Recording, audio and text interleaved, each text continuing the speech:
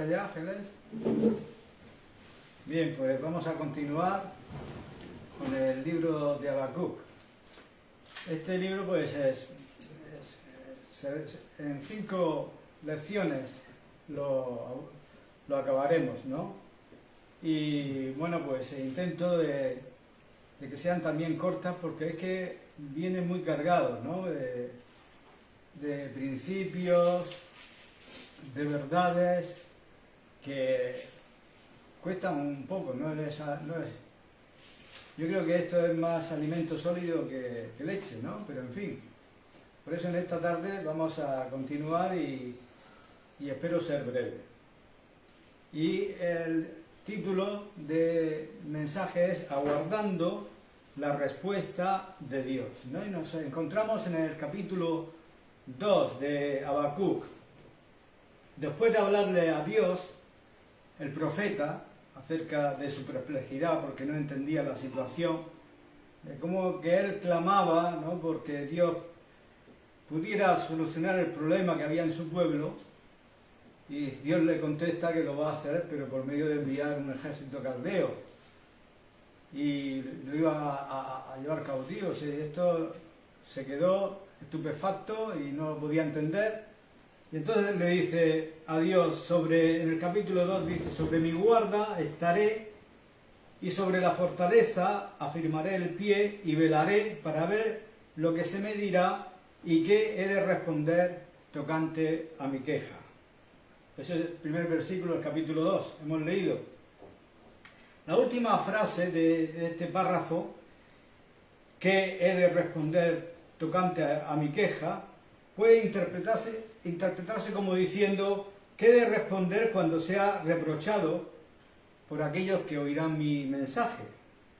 O también, ¿qué he de responder a lo que el Señor me dirá cuando responda a mi queja? No importa cuál de las dos sea la más exacta, pero la consideración que sobresale en este versículo es que Habacuc se da cuenta que lo más importante en este caso es esperar en Dios. No es suficiente orar y decirle a Dios cuál es nuestra perplejidad y echar el peso de nuestra carga sobre Él. Debemos ir un paso más adelante y esperar en Dios. Encomendar el problema a Dios, ¿no? ¿Y qué representa esto en la práctica? En primer lugar, que debemos despegarnos del problema.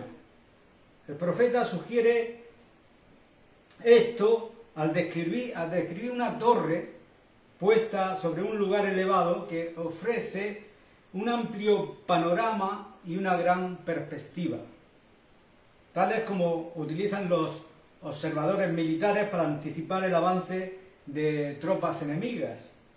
El vigía está muy por encima de las planicies y de las multitudes, ocupando un lugar desde el cual puede ver todo lo que está ocurriendo. Por eso él dice: velaré para ver lo que se me dirá.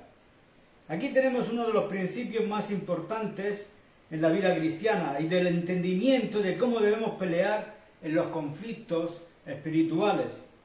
Una vez que hemos llevado el problema al Señor, debemos dejar ya de preocuparnos. Debemos darle nuestras espaldas al problema y fijar nuestra mirada en el Señor. ¿No es precisamente aquí donde nos descarrilamos? Estamos perplejos y hemos aplicado el método profético de establecer postulados y poner los problemas en el contexto de las proposiciones que hemos establecido, y sin embargo no estamos aún satisfechos y no sabemos exactamente qué es lo que debemos hacer. Puede quizá tratarse del problema de qué hemos de hacer con nuestra propia vida, o un problema que involucra una decisión difícil. Si fracasamos en encontrarle solución, a pesar de haber buscado la dirección del Espíritu Santo, no queda otro recurso que llevarlo al Señor en oración. Sin embargo, con frecuencia ocurre que nos ponemos de rodillas y le decimos a Dios todo lo que nos preocupa, le decimos que no podemos resolver el problema por nuestra cuenta y que no lo entendemos, y le pedimos que Él lo tome en sus manos y nos muestre el camino que debemos seguir. Pero tan pronto nos levantamos de la oración, comenzamos nuevamente a preocuparnos y a darle vueltas al problema. Si procedemos de esta manera, sería preferible que no orásemos. Si le llevamos el problema a Dios, debemos dejarlo con Él. No tenemos derecho de seguir entreteniéndonos con el mismo. En su perplejidad, Habacuc dijo: voy a salir de este valle de depresión, me voy a la torre del vigía, voy a subir a las alturas y voy a mirar al Señor y a nadie más. Este es uno de los secretos más importantes de la vida espiritual. Si has encomendado el problema al Señor y persistes en pensar acerca del mismo, significa que tu oración no fue genuina. Si estando de rodillas le dijiste al Señor que había llegado a un punto que no podía resolver tu problema y que lo dejabas en sus manos, entonces debemos dejarlo allí. En las Escrituras hay un sinfín de ilustraciones de este importante principio en la vida de la fe. Como así también hay muchas biografías de hombres y de mujeres de Dios que miraron al Señor, ¿no? Y encomendaron sus problemas a Él. Mirar al Señor significa no proceder con el problema ni consultar a otras personas, sino depender enteramente de Dios y esperar solo en Él. Habacuc miró a ese problema, pero no vio luz alguna. Se enfrentaba con el problema que Dios iba a levantar a los caldeos, gente mucho peor que los de su propia nación, y los iba a utilizar para sus propósitos. No podía comprenderlo, menos aún reconciliarlo con el carácter santo de Dios, pero sí podía llevarlo a Dios, y así lo hizo. Una vez llevado al Señor, dejó de mirar el problema y fijó su mirada en Él. Esta es la base verdadera de la paz espiritual. Es exactamente lo que Pablo quiso decir en Filipenses. Filipenses 4, 6, 7 dijo: por nada estéis afanosos, sino que en todo sean conocidas vuestras peticiones delante de Dios en toda oración y ruego. Rehúsate en forma decidida a no pensar acerca de tu problema. No vayas al primer creyente que encuentres y a decirle: oye, ¿sabes? Tengo un problema terrible y no sé qué hacer. No lo compartas. Si lo has dejado en las manos de Dios, déjalo ahí. Sube a la torre del vigía y espera en Dios. Y esto no es algo que sea fácil. Quizás tengamos que proceder con energía y obligarnos a nosotros mismos a adoptar esa actitud. Sin embargo, es algo esencial, ¿no? Jamás debemos permitirnos el estar sumergidos por una dificultad o estar encerrados en un problema. Debemos salirnos completamente de él. Sobre mi guarda, dijo el profeta, estaré, y sobre la fortaleza afirmaré mi pie. Debemos extraernos deliberadamente, forzarnos a nosotros mismos, si esto fuera necesario, separándonos completamente, y luego tomar nuestra posición con firmeza, fijando los ojos en Dios y no en los problemas. No importa cuál sea la causa, nunca te dejes caer en la ansiedad ni estar apesadumbrado por la preocupación. No tienes derecho de estar turbado, nunca debes llegar a la ansiedad, pues esto no solo paraliza espiritualmente, sino que también nos debilita físicamente. Como he dicho, por nada estéis afanosos, sino que en todo sean hechas notorias delante de Dios vuestras oraciones en oración y súplica. Esta es otra versión. Como consecuencia, la paz de Dios, que sobrepasa todo entendimiento, guardará vuestros corazones y vuestros pensamientos en Cristo Jesús. Sube a tu torre y mantén tus ojos fijos en el Señor, no mires a otra cosa y todavía menos a tu propio problema. Debemos dar a un paso más, ¿no? Y esperar en la respuesta que Dios nos dé. Habacuc dijo, velaré para ver, ¿no? El deber del vigía militar es fijar sus ojos en el horizonte para detectar el más mínimo movimiento de parte del enemigo. Y Habacuc está buscando la respuesta, la contestación de Dios. Y con frecuencia fracasamos en nuestras oraciones que hacemos porque oramos a Dios y luego nos olvidamos. Si pedimos algo a Dios debemos esperar a que nos conteste. Después de orar seguimos mirando al Señor a la espera de su respuesta.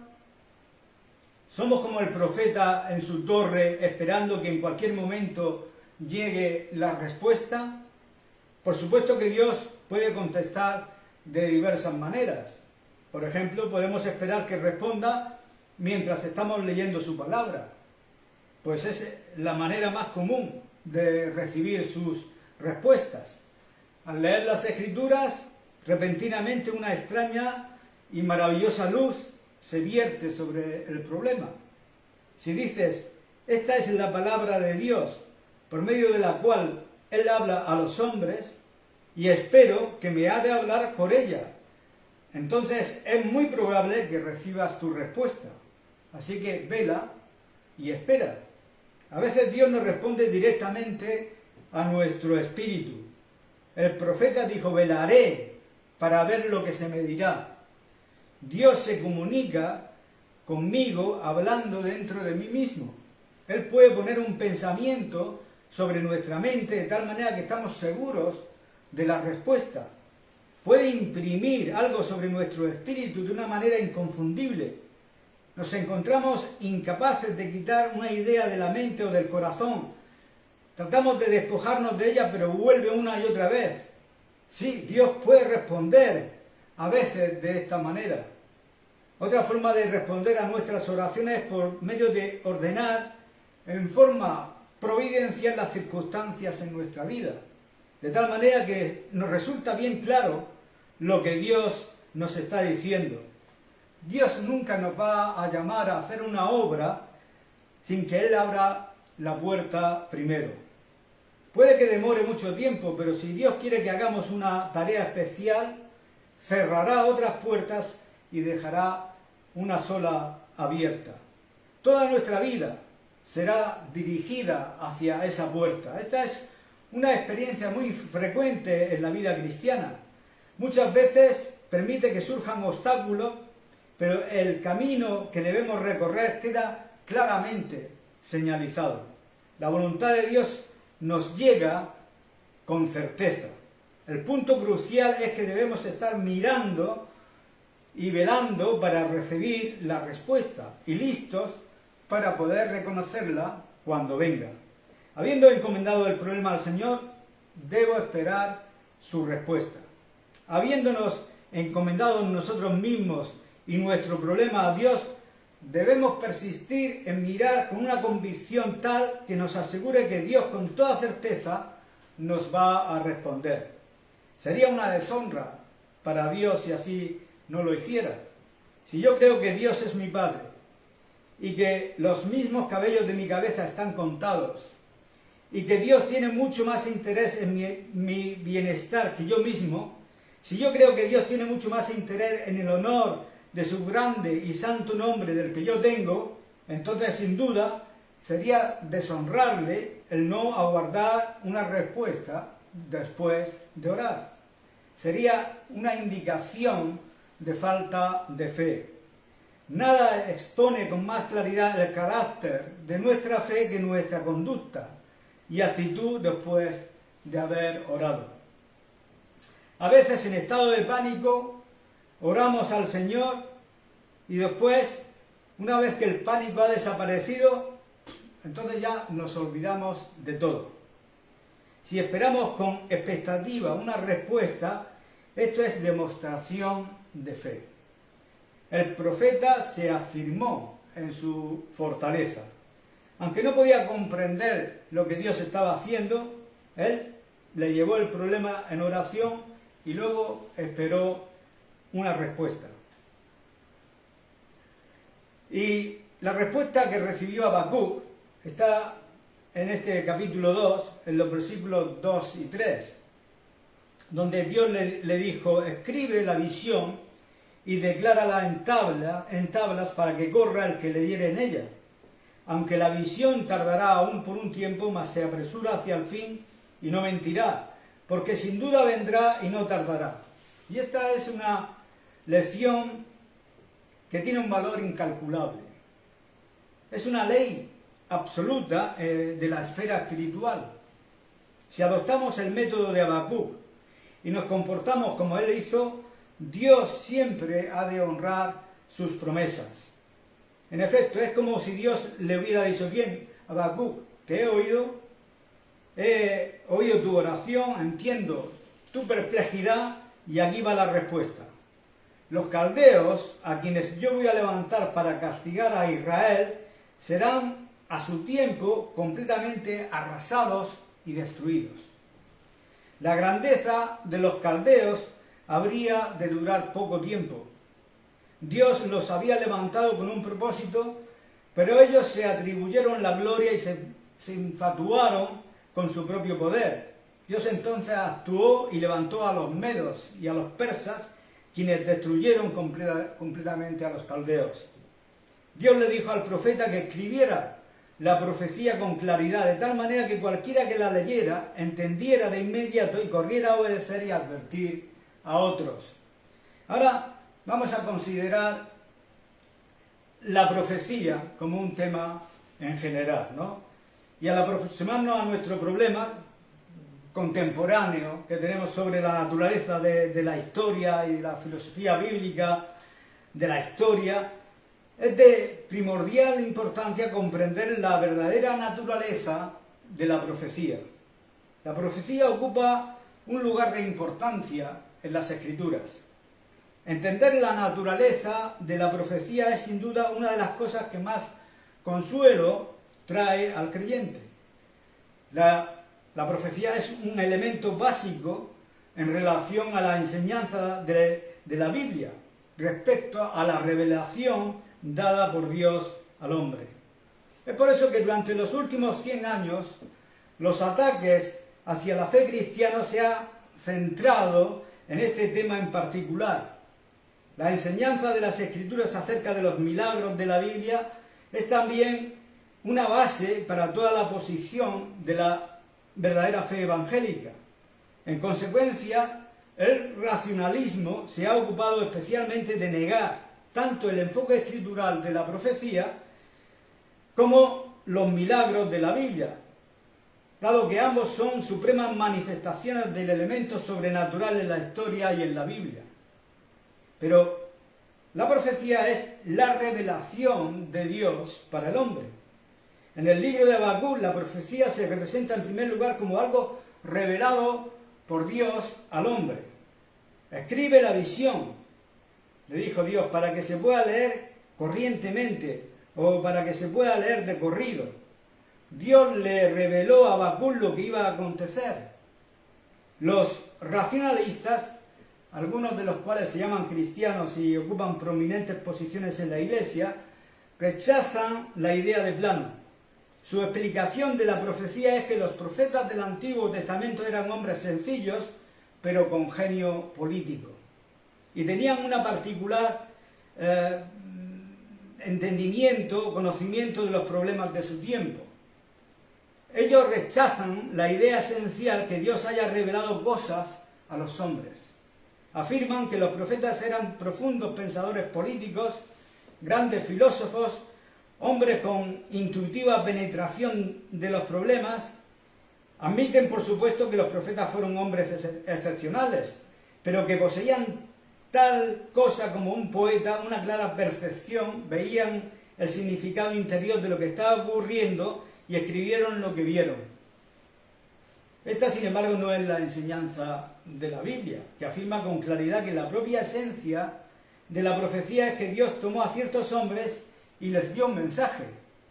Por ejemplo, Dios le dijo a Habacuc, me has traído tu problema, yo te voy a dar una respuesta.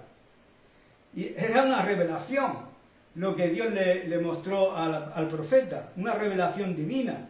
En 2 de Pedro 1:20 dice claramente que ninguna profecía de la Escritura es de interpretación privada, lo que significa que no es algo que el hombre piense por sí mismo, que adivine o que invente. No es algo que procede de la mente del hombre. La profecía es el resultado de la palabra de los hombres santos que hablaban a medida que eran movidos o conducidos por el Espíritu Santo. Pedro estaba empeñado en consolar a los creyentes que estaban perplejos, así como lo estaba Habacuc y como lo estaban muchos de nosotros hoy en día por lo que pueda estar ocurriendo a nuestro alrededor, ¿no? Y le instaba a prestar particular atención a la palabra profética. Pedro también dice, tenemos también la palabra profética más segura. También debían entender qué significaba la profecía. No era algo que habían imaginado los profetas del Antiguo Testamento. La profecía no es una interpretación privada de los acontecimientos, sino Dios mismo revelando la verdad a los hombres. También es una predicción de los acontecimientos. Ese es el segundo elemento que contiene la profecía, es el de predicción. Los críticos también objetan esta verdad. Prefieren definir a la profecía no como predicción, sino como una proclamación o una forma de enseñanza. Por supuesto que la profecía incluye esos dos aspectos de proclamación y enseñanza, pero un hecho esencial respecto de esta forma de enseñanza es que predice lo que va a ocurrir en el futuro. Dios le dijo a Habacuc dos cosas, mucho tiempo antes de que ocurriera. Le dijo que iba a levantar a los caldeos y que después que conquistaran a Israel y llegaran a la supremacía internacional serían repentinamente destruidos. Debemos insistir en que estos acontecimientos cardinales fueron revelados anticipadamente a los profetas que Dios levantaba de tanto en tanto, para advertir y para amonestar a Israel. También la profecía es de cumplimiento seguro. Hay otro elemento que es de suprema consolación para el creyente y es que el cumplimiento de la profecía es seguro. Escribe la visión y ponla sobre tablillas, le dijo Dios, porque la visión todavía tardará hasta el plazo señalado. No engañará porque de seguro vendrá. Los acontecimientos predichos son de seguro cumplimiento en el plazo y tiempo fijados por Dios. Aunque tardare, aguárdala, dijo Dios. Puede tardar, puede haber demoras, pero nada puede impedir su cumplimiento. De seguro vendrá, dijo el Señor. Habacuc debía decírselo al pueblo. Lo que Dios había prometido sería cumplido con toda certeza. En toda la profecía bíblica hay una nota de total seguridad. Es de cumplimiento también, de cumplimiento exacto, que es el último elemento de la profecía, quizás el más maravilloso de todos, es que es exacta. Escribe la visión, que se pueda leer con facilidad, porque la visión todavía tardará hasta el plazo señalado, bien que se apresura hacia el fin y no engañará. Compárese con la Biblia de Jerusalén que dice, escribe la visión, ponla clara en tablillas, porque es una visión para su fecha, pues vendrá ciertamente sin retraso. El tiempo de su cumplimiento ya fue establecido. El momento exacto es determinado por Dios. No llegará tarde. Este es un principio muy vital de la profecía. Dios no solo predice lo que ha de ocurrir y lo revela a sus siervos, recordándole que es absolutamente cierto, sino que también agrega que se ha de concretar en el momento exacto que Él ha establecido y que no llegará ni una fracción de segundo más tarde. Si queremos mantenernos en calma y aún gozosos en estos tiempos difíciles en que nos toca vivir, es vital que apropiemos los grandes principios de la profecía divina. El Antiguo Testamento está llena de ellas. Notemos como Dios predijo el diluvio. Pasaron 120 años y ningún indicio aparecía. La gente se reía de Noé, pero el tiempo señalado vino. Así también ocurrió en el tiempo de Sodoma y de Gomorra. Había un momento predeterminado divinamente y cuando ese momento llegó, Dios actuó. El ejemplo más notable se encuentra en Abraham. Le dijo Dios: ten por cierto que tu descendencia morará en tierra ajena y será esclava allí y será oprimida 400 años. Mas también a la nación a la que servirán juzgaré yo, y después de esto saldrán con gran riqueza.